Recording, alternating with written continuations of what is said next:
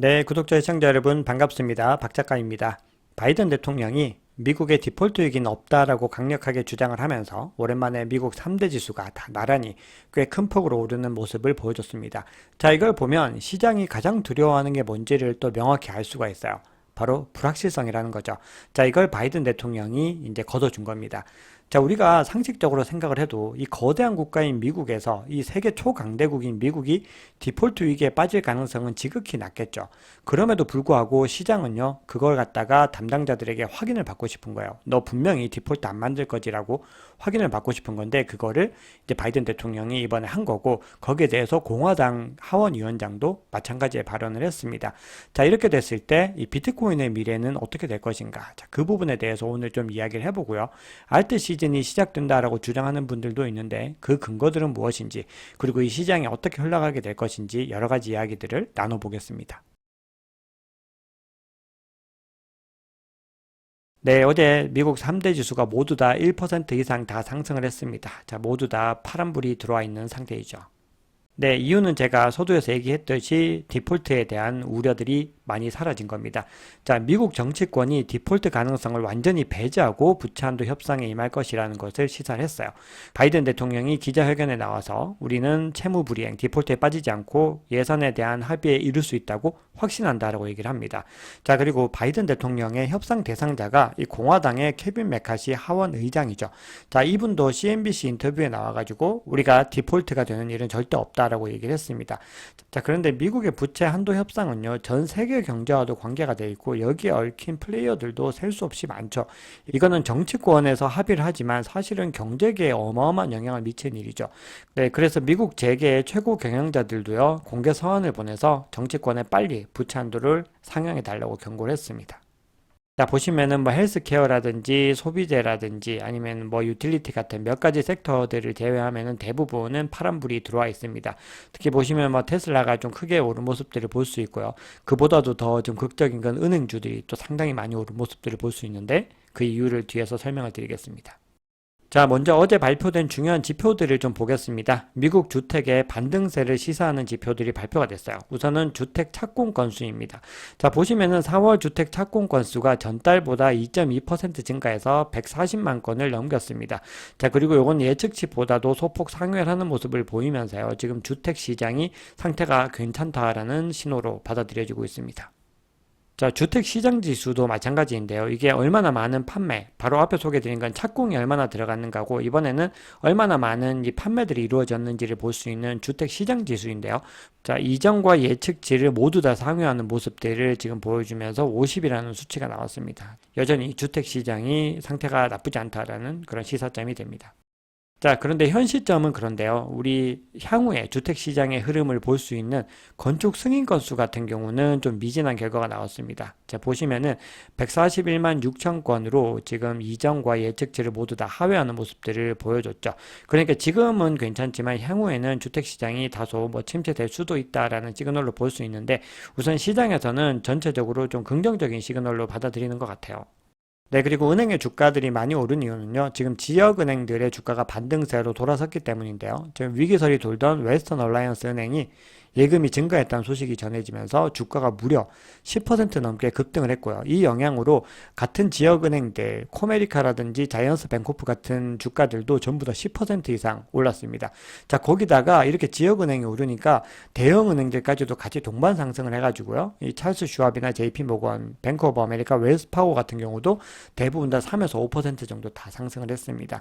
만약에 부채한도 협상이 이제 타결이 되면요, 유동성에 대한 문제들이 또 많이 해결이 되기 때문에 은행주들에게는 호재라는 분석이 지배적이거든요. 그렇기 때문에 이 은행주들의 숨통이 좀 많이 트여지는 그런 모습들을 볼 수가 있습니다. 자, 그리고 미국의 GDP의 거의 70% 이상을 담당하는 이 소비와 관련된 부분들이 지금 계속해서 이제 시장의 어떤 주목을 받고 있는데요. 지금 그래서 대형 소매업체들의 실적에 지금 그 어느 때보다 많이 주목을 하고 있습니다. 네, 주요 소매업체입니다. 타깃의 실적이 시장 예측치를 웃돌면서 주가가 3% 상승을 했습니다. 자, 그러면서 이제 미국의 어떤 소비에 대한 투자자들의 우려가 일부 드러내진 거죠. 그래서 홈디포 같은 경우는 어제 실적이 그렇게 좋지 않았는데도 동반 상승을 했습니다. 콜스도 그렇고요. 그리고 메이시스도 다 4%에서 6%, 5%다 상승을 한 겁니다. 자, 그리고 테슬라의 주가는요, 일론 머스크가 사이버 트럭을 연내에 인도할 수 있다라고 언급을 하면서 4% 넘게 상승을 했습니다.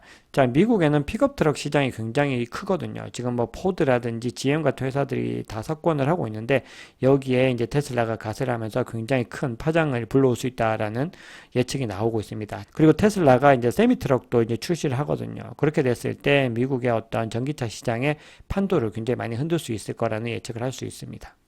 네, 다음 달에 금리를 동결할 거라는 의견이요. 원래 83%에서 12계단 또 하락을 했습니다. 주택시장과 소비시장 자체가 나쁘지 않다라는 결론이 도달하니까 결국 이게 물가 상승의 트리거가 될 수 있다는 또 의견이 지배적이어지는 거죠. 그럼에도 올해 남은 기간에는 동결될 거라는 의견이 거의 지배적이라고 볼 수가 있어요. 자, 그런데 이 로이터 폴에서 지금 미국의 저명한 이 경제학자들, 즉 이코노미스트들에게 질문을 했는데 무려 60% 이상이 연말까지도 금리를 계속해서 지금 수준으로 유지할 거라고 응답을 했습니다. 네, 연말까지 한 번 정도는 인하를 할 거라는 시장의 어떤 기대감과는 반대되는 의견이라고 볼 수 있습니다. 자, 남은 주요 일정들도 제가 영상으로 다 정리를 해드리겠습니다. 네, 평소보다 거시경제 이야기가 조금 길어졌습니다. 네, 그러면 비트코인 차트를 보겠습니다. 비트코인도 다른 자산처럼 상승의 움직임을 보여줬습니다. 네, 그런데 새롭게 만들어진 이 저항 영역을 결국 돌파하지 못하고 하락하는 모습들을 보여줬습니다.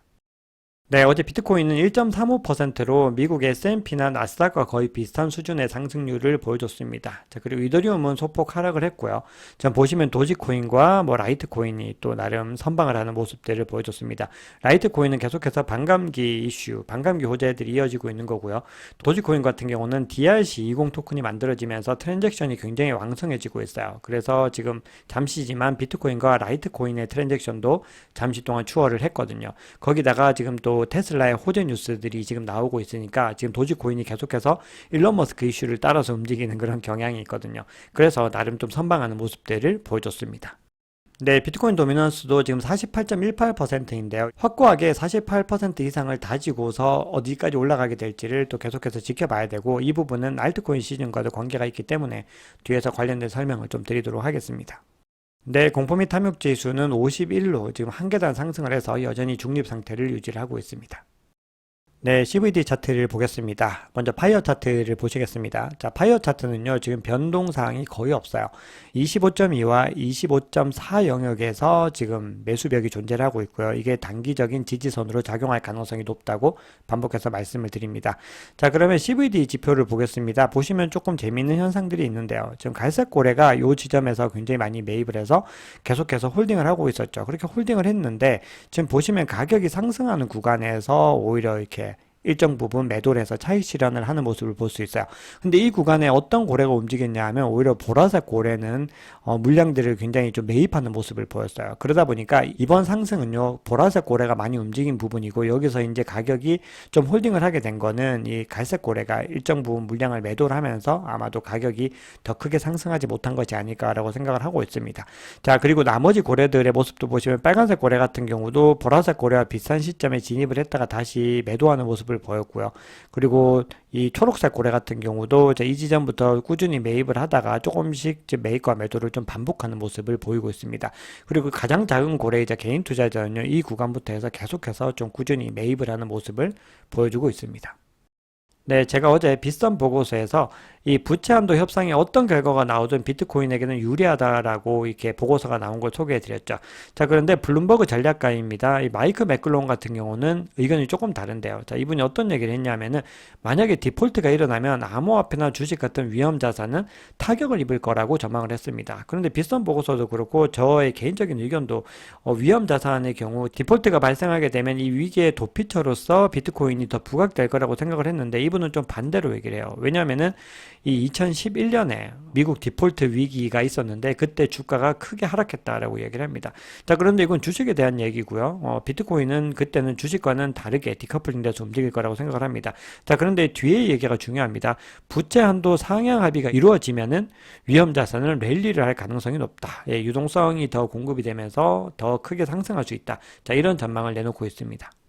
자, 그럼 지금부터는 비트코인을 도입하는 움직임들을 좀 보겠습니다. 네, USDT를 발행하는 테더가요, 이 순이익의 15% 상당인 이 3천억 원을 비트코인을 매입하는 데 사용하겠다라고 주장을 했습니다.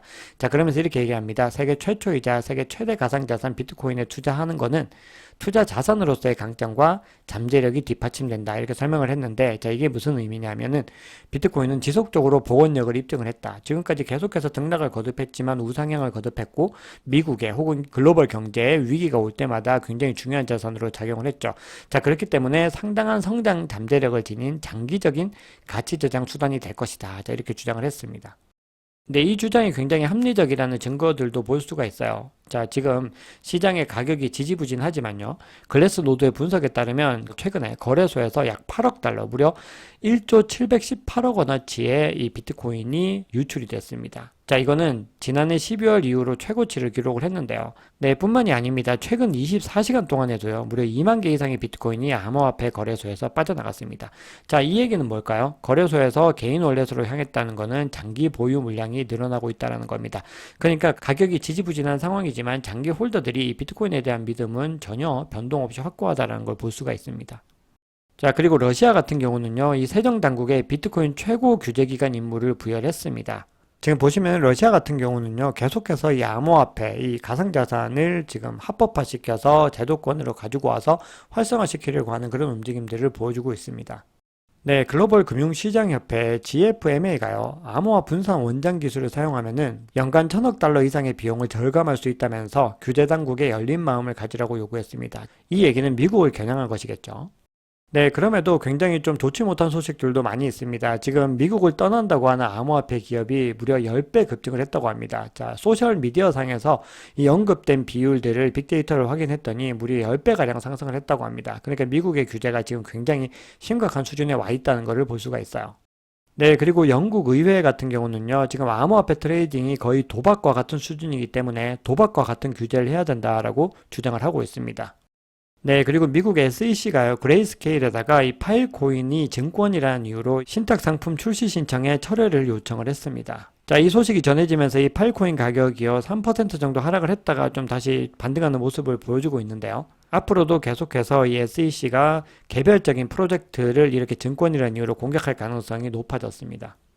네, 캐나다 왕립은행 같은 경우는요, 암호화폐 관련주의 보유량을 계속해서 조금씩 줄여나가고 있는데요. 그 중에서도 채굴기업 주식을 가장 크게 매각을 하는 움직임을 보여주고 있습니다. 반면에 코인베이스 주식은 계속해서 더 많이 매입을 하고 있어요. 무려 11%나 더 많이 담았다고 합니다. 네, 그러면 차트리스트들의 기술적인 분석 관점들을 좀 보겠습니다. 자, 코인텔레그래프의 라케시 우페드의 관점인데요.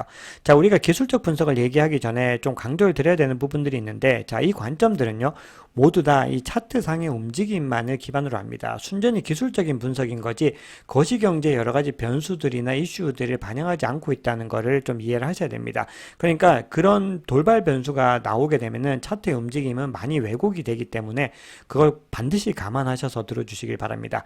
자, 지금 라케시 우페드예 같은 경우는요, 대부분 하락했을 때는 어디까지, 상승했을 때는 어디까지. 자, 요거를 분명히 얘기를 해주는데, 이번의 관점에서는 상승에 대한 부분을 완전히 제외를 했더라고요. 자, 그 얘기는 하락의 지금 시그널들이 차트 상의 움직임으로만 봤을 때는 더 크게 작용하고 있다라는 부분들로 볼 수가 있겠죠.